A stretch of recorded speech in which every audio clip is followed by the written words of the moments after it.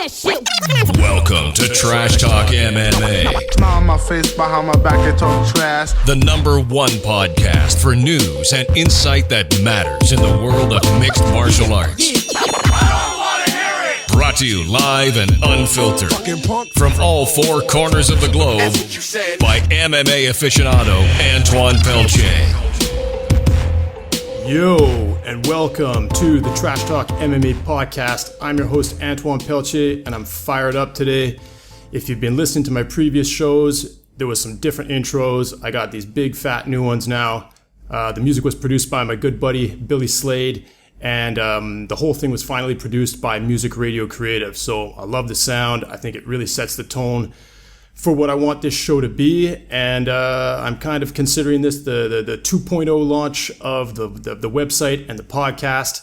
And I'm also fired up because we have a huge weekend of live MMA events coming up, starting on Friday with Invicta FC11 and Bellator 134. I'm going to do previews of those events right now, and tomorrow I'll be coming to you with a preview of obviously the Ronda Rousey versus Kat Zingano fight at UFC 184.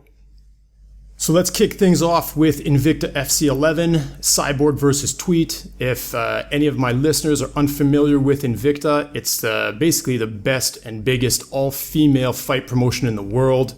You can catch all of the Invicta FC cards on UFC Fight Pass. If you don't know what UFC Fight Pass is, that is the UFC's digital subscription service. It's like a digital channel where they provide a ton of exclusive events, a whole bunch of international events that you can't find on TV, can't find on pay-per-view. And Invicta is one of the latest promotions to actually the first promotion that is currently running, and that runs its shows directly through UFC Fight Pass as well. I think it's like $10 a month.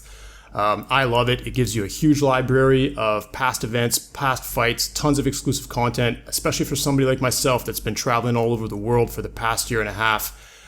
Fight Pass has been a godsend for me to follow all the events live, especially with the time differences and whatnot. So if you've never checked out Invicta, make sure you do this weekend, because there's going to be a big title fight, a featherweight title fight between Christiane, Cyborg, Justino and Charmaine Tweet. If you don't know who Cyborg is, you've probably been sleeping under a rock. She is the arch nemesis of UFC bantamweight champion Ronda Rousey, who's fighting tomorrow. These two have been going back and forth at each other with barbs for literally, it seems like, years. Cyborg is the woman who, along with Gino Carano, basically put the female fighters on the map back in the day. And she's a huge component of this sport. She's 12-1 with only one no contest. The only fight she ever lost was by submission in her debut, and she's a wrecking machine. So Cyborg is fighting against the Canadian Charmaine Tweet this weekend. Tweet is basically looking like she's being set up to lose here. She's 6-4 with 5 wins by submission. The fact that she's won by submission is good because Cyborg's only loss was in her first professional fight, as I mentioned, and to a submission. Problem there, though, is that that fight was back in 2005, and Cyborg is a completely different fighter, fully undefeated since then. There's been some, she did fail a steroid drug test when she was a Strikeforce champion, and she was stripped of her title because of that. Ronda Rousey has continued to blast Cyborg in the media, claiming that she's still on roids. Anyway, she did have to pass a PED out of competition test to be licensed to fight tomorrow in Invicta. She did pass those tests with flying colors, so this fight is cleared for takeoff, and I'm predicting that Cyborg is going to run through Charmaine Tweet pretty violently. Ronda Rousey's actually been pretty vocal about this fight as well, kind of clowning Cyborg, saying this fight is a huge step down for her. Ronda actually fought and defeated Charmaine Tweet in what was, I believe, Ronda's second fight and what was Charmaine Tweet's first fight, and submitted her in with a first round armbar back in 2011. So it doesn't seem like Charmaine Tweet has really the credentials and the past wins and fights to pose any threat to Cyborg. So like I said, I'm expecting Cyborg to run through her. And even though I'm Canadian, like Tweet is, I'll be rooting for Cyborg in this one. I want Cyborg to win. I want her to defend her belt. I'd like to see her then drop to bantamweight in Invicta, get a solid fight against a solid opponent there, and then hopefully make the transition to the UFC and fight Ronda Rousey if Ronda Rousey is still the champion after beating Kat Zingano tomorrow.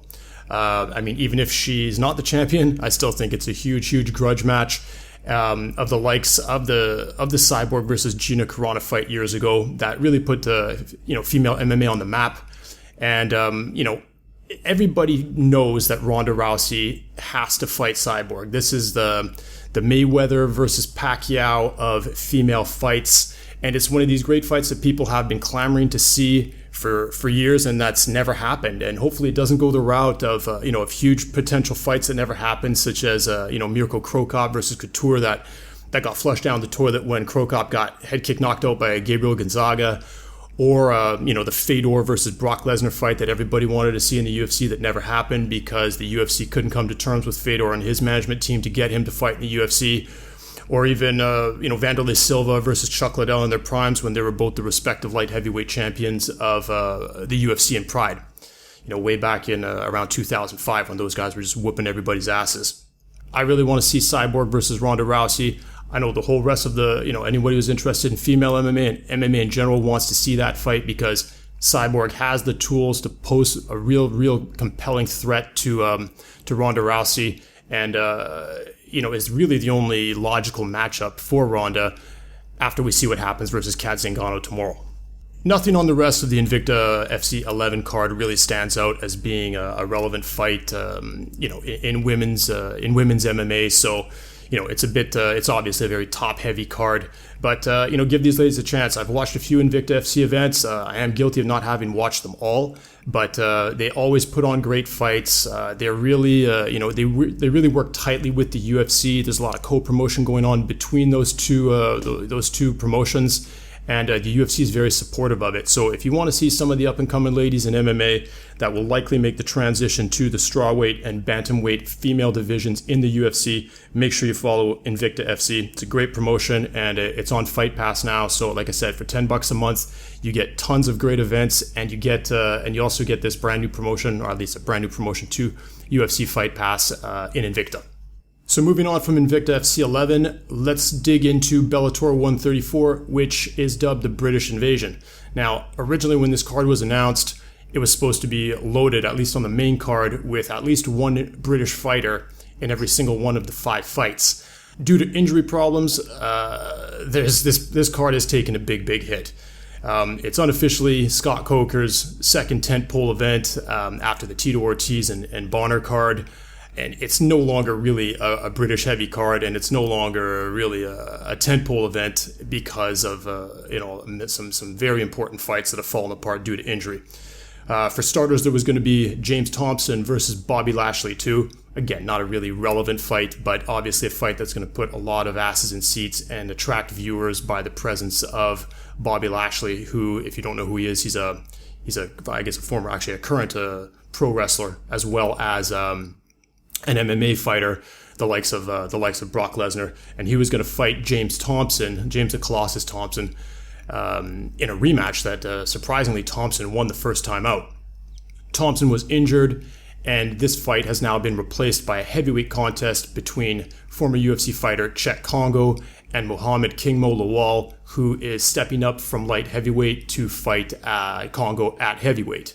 In the co-main event, there was supposed to be a great welterweight title fight between defending Bellator welterweight champion Douglas Lima and Paul Semtex Daley. Anybody who watches MMA knows Daley, known for incredible knockout power in both hands. They were supposed to fight for the welterweight title, and now that fight is off due to an injury to Lima. So Lima was replaced by the little-known yet highly experienced Andre Santos. So at least Daley's still on the card, but it definitely takes a lot of luster and shine off of the original matchup. There's also a fight between former Pride and UFC standout Sokoudjou versus the little-known English fighter Linton Vassell. And unfortunately, the exciting fight I was really looking forward to at welterweight was the Brit Michael Page versus Curtis Millender. Curtis Millender, not very well known. Unfortunately, Michael Page is now out with a gruesome cut injury, and he's been replaced by Brennan Ward, so that fight really doesn't hold my interest anymore at all.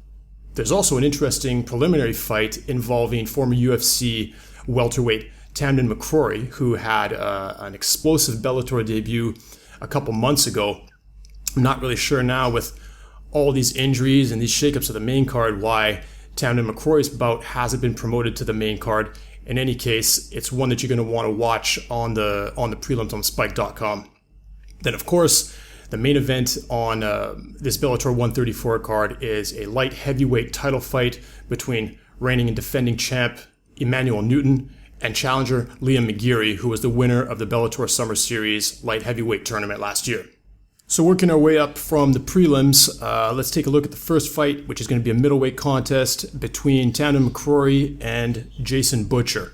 Tamdan McCrory is a really interesting fighter. He's, again, one of those long, lean builds that have been, trademarked or characterized by a lot of champions in the sport right now, whether it's, former champion Anderson Silva, John Jones, long and lean and rangy, Jose Aldo as well. Of course, guys like Dominic Cruz. A lot of those guys have that build, and Tamdan McCrory is one of the guys who knows how to use that excellently. He lost to John Howard in the UFC way back at UFC 101 in August of 2009. And what's incredible is he's been out for basically 5 years. But he came back in September of last year with a fight at Bellator 123 and put on an absolute murder fest versus Brennan Ward, knocking him out super flushly in 20 seconds. So it was great to see Tamdan back in action. He's up from welterweight to middleweight, and I expect him to make a lot of big waves in Bellator, and it's really a shame that his fight's being buried on the prelims. I'm not familiar with his opponent, Jason Butcher. Looking at his record, he's 8-1 with 3 wins by knockout and 5 wins by submission. He's coming off a win in his latest fight back in October against Andreas Michailidis, where Butcher won by TKO. Hard to say who's going to take this one. I hope Tamdan McCrory wins. I remember him having a great personality and some great, interesting, unique wins and performances back in the UFC. I think if he's taken off, 5 years to rest up and get back in shape, he can be a force at welterweight. And I'd like to see Tamdan McCrory get the win. But basically, if I don't have any intelligent insight on Jason Butcher since I've never seen him fight and can only look at his record. So hopefully it'll be a compelling fight, one that'll last more than 20 seconds, so we can really see, what sort of shape and other tools Tamdan McCrory has developed in the 5 years since he's been out of the UFC. Hopefully he's not underestimating Jason Butcher either, because Jason Butcher has had 6 fights in Bellator. He's 5-1, and his 5 wins all come via stoppage. So the guy apparently has a lot of tools. He beat a good fighter in Jiva Santana. If you've never seen him, he used to be known as the Arm Collector. He was this guy who just kept winning multiple fights in a row with arm bars, which gave him that nickname. I really like Jiva Santana. I believe he actually retired after his loss to Jason Butcher. So let's see. Hopefully he'll push Tamdan McCrory into some deep waters, and we'll see what both guys has in the gas tank and what they're going to bring to the table. Moving on to the main card, I'd like to take a look at the light heavyweight fight between Sokoudjou and Linton Vassell. Anyone who's a fan of MMA, and especially a fan of Pride, is familiar with Sokoudjou. He really made a huge name for himself when he came into Pride at Pride 33, one of the greatest MMA events of all time, in my opinion, and he knocked out cold Antonio Rogério Nogueira, a.k.a. Little Nog. The Nogueira brothers are notorious for having amazing chins, and for a relatively unknown fighter such as Sokoudjou to step into Pride, one of the probably the biggest stage of MMA at that time, and get that win was absolutely stunning, especially since it happened in 23 seconds. After that victory against Little Nog, Sokoudjou put on yet again an amazing performance, knocking out the also extremely durable Ricardo Arona in Pride 34 at the next event after Pride 33. In just under 2 minutes. So off of those 2 performances alone, Sokoudjou became an overnight sensation in mixed martial arts, and from there he transitioned to the UFC. Unfortunately for Sokoudjou, it all went downhill from there. In his UFC debut, he suffered a submission loss to Lyoto Machida. He bounced back after that to defeat Kazuhiro Nakamura, who's really a natural middleweight, by TKO. And then after that, Sokoudjou just kept taking losses to important fighters like Luis Kane, Hanato Sobral, Gegard Mousasi, and even Ikuhisa Minowa, who knocked him out at Dynamite 2009. So it's just been Sokoudjou has been pretty much a bust. He He came in with high. I was expecting him to come into the UFC and really do some damage. Ultimately, he got exposed by a lot of better fighters than him, and he really hasn't been able to recover and put on any sort of, impressive performance streak since those 2 wins in Pride. That being said, he did join Bellator at Bellator 121 in June of 2014, where he defeated the little-known Terry Davany by submission.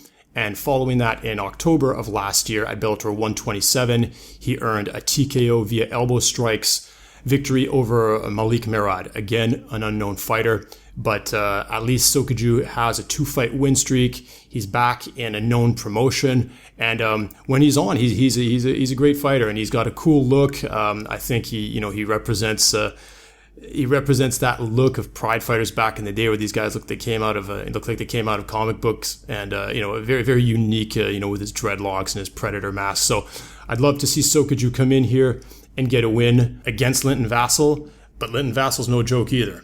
Vassell, fighting out of Britain, has 19 matches. He's got 14 wins, 4 losses, 1 no contest, 5 wins by knockout, 7 by submission. So the guy is a stoppage machine. In his last fight back at Bellator 130 in October of last year, he suffered an unfortunate loss to Emanuel, reigning UFC light heavyweight champion Emanuel Newton by submission. But prior to that, he was actually on a 9-fight win streak, loaded with a bunch of submission and TKO stoppages. So, Vassell has a lot of tools, and a lot more than it would appear that Sokoudjou has. And, if his only loss is to the reigning champion, Emanuel Newton, there's no shame in that. Newton has been a wrecking ball. We're going to cover his record when we get to his fight at the top of this Bellator 134 preview that I'm doing. But my money at this point would be on Vassell coming in and wiping the floor with Sokoudjou, unless Sokoudjou can land a stiff punch and rock him and drop him early. Next up on the card is a heavyweight contest between former UFC heavyweight contender Czech Congo and King Mo Lawal, who normally fights at light heavyweight. So, like I said at the top of this podcast, this fight is basically replacing the James Thompson versus Bobby Lashley fight that got canceled due to injury to Thompson.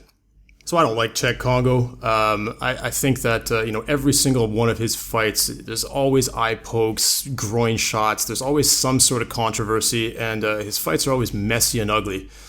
He's the type of guy who can always beat, C and B minus fighters, but anytime he gets a step up in competition, he shows up acting like he's the shit, and basically he gets tooled every time, whether it was by, Frank Mir or Roy Nelson or, any number of, much better UFC fighters. So I think, when Czech Congo came in, I thought he really looked the part, and he had the tools necessary to, to be a force. And really, he's never really stepped up his game.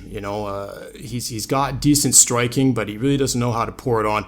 I do have a soft spot in my heart for Czech Congo, though, for one performance, and that was his absolutely incredible comeback when he was getting battered to death by Pat Barry.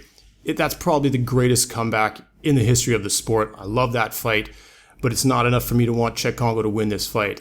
King Mo is coming up from light heavyweight. I like King Mo. He's kind of, King Mo, it'd be great to see him find that killer instinct that we've seen him display at times, but that, of late hasn't really been his MO. I think King Mo has the ability to pour it on and destroy guys, and when he does, it's very impressive. Unfortunately, it's always against, substandard competition. He does have a great victory over Gegard Mousasi, but still, that's not enough. I think King Mo really still needs to come into himself in a major league such as Bellator, and this is going to give him an opportunity to really make a statement. Moving up to heavyweight, I believe he has fought at heavyweight before earlier on in his career, but he's really established himself as a light heavyweight. Props to him for taking this fight on short notice against Czech Congo. Props to him for stepping up in weight, and hopefully he'll come in there with his mojo right, find his groove, and get a stoppage win over Czech Congo. I'd like to see that happen. Both men are currently riding 2-fight win streaks, but again, they're not against notable competition. So this is going to be a chance for both men to try to put on a great show and get a win over another notable fighter and push their win streaks to 3-0, or for one person to have his 2-0 streak broken. Look for Czech Congo to keep this fight standing, or perhaps take it into the clinch, land some knees, land some hard shots on the outside. I'd say look for King Mo to be throwing some big overhands on the feet, or either trying to clinch this thing up, get Congo to the ground, pound him out there, or land a submission on him. Next up on the main card is a welterweight matchup between Paul Daley and Andre Santos. Both of these men are very, very experienced veterans. Paul Daley has fought 50 professional fights, and he has 35 wins and 13 losses, with 26 of those wins coming by knockout. So it's pretty evident, what it is that Paul Daley brings to the table, and I think that's why he gets booked by so many different promotions, because he's a knockout machine. He just loves smashing people, and he never has any other goal but to go out there and to end the fight as quickly and as violently as possible. I think that's what makes him one of people's favorite fighters, and it's one of the reasons why everybody wants to see him back in the UFC. We're not sure if that's ever going to happen again, because if you remember correctly, in 2010, in his last fight in the UFC, he fought Josh Koscheck, and like a complete idiot, punched him after the bell, and Dana White has vowed to never allow Daley to fight again in the UFC. We know that Dana White doesn't always hold his word, and that anything is possible. I think if Daley becomes an impressive fighter in Bellator, there's a very high chance that we could see him back in the UFC, and I personally would like to see that happen. His opponent, Andre Santos, has 46 matches, 37 wins, 9 losses. Of note, he's got 22 submission wins. So this is great, because Daley's going to be looking for the KO. Andre Santos is going to be looking for the submission. It'll be interesting to see who can impose his will on the other. My money is always going to be on Paul Daley, unless he's fighting somebody that's higher ranked than him in the UFC. I love Daley. He's the type of fighter I love to watch. He goes in there, he's got the killer instinct. He's got the tools to win and explode any welterweight on the planet at any given time. He's cocky. He's confident. He talks smack. Bring it, man. I want to see Daley get a very impressive win, and I want to see Douglas Lima get healthy, and that fight has to go down, because Douglas Lima is an absolutely awesome fighter as well, and that would be just incredible fireworks to have the original fight that was planned for this card of Paul Daley versus Douglas Lima. So Daley, put it on him. Let's get that fight done, and let's move on to that title fight versus Lima. Finally, in the co-main event of the night, there's a light heavyweight title fight between reigning champion Emanuel Newton and challenger Liam McGeary. So, Emanuel Newton has been on a tear in Bellator. He, since losing in July 2012 to Attila Vey at Bellator 72, he's gone on an absolute killing spree. He's 7-0. He's got 2 victories over King Mo Lawal, a great win over Mikhail Zayats, Attila Vey, a spinning back fist KO of Joey Beltran, and as mentioned before, a submission win over Linton Vassell. He's definitely looking and fighting like a champion. Very, very difficult to bet against him. A few short years ago, I remember watching Newton fighting in the MFC, and he was definitely pegged as a decision fighter, and it's great to see that he's added a lot of tools to his toolbox, in particular these spinning back fist KOs. If you haven't seen the one that he landed against King Mo, that one was fantastic, and the one that he just landed a couple fights ago against Joey Beltran was absolutely horrifying. It sounded like a sledgehammer hitting a slab of meat.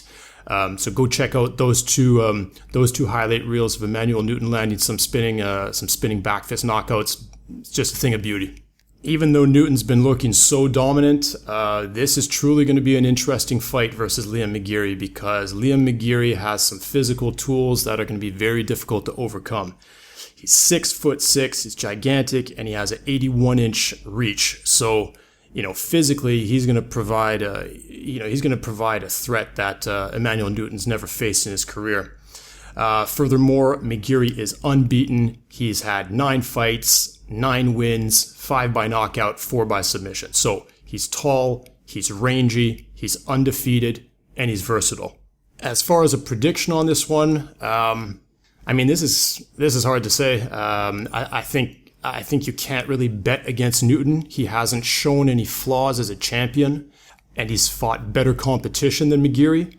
But McGeary's got a ton of momentum around him. Like I said, he's got a ton of physical gifts that should allow him to be able to impose his will on Newton, but I don't really see that happening. Right now, if I had to put money down, I would put it on Newton. He's the champ. He's undefeated as such. I think he's going to have what it takes to find a chink in McGeary and put a stop to his undefeated record. That being said, McGeary's shown some incredible tools in his fight, an incredible diversity in his array of attack, and to see him get a win over Newton is absolutely probable and wouldn't be surprising. So there you have it. That's my Invicta FC11 and my Bellator 134 preview.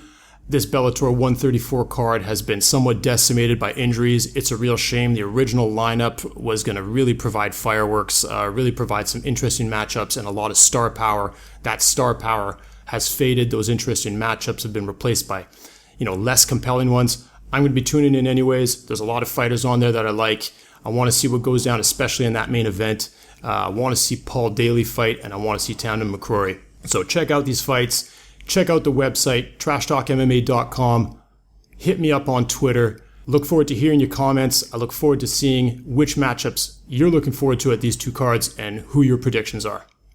Peace.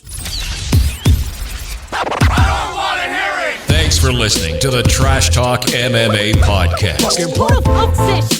Be sure to visit trashtalkmma.com. On my face, behind my back, they talk trash. And don't forget to follow Antoine on Twitter at Trash Talk MMA. Let us know you're listening. Use hashtag Trash Talk MMA.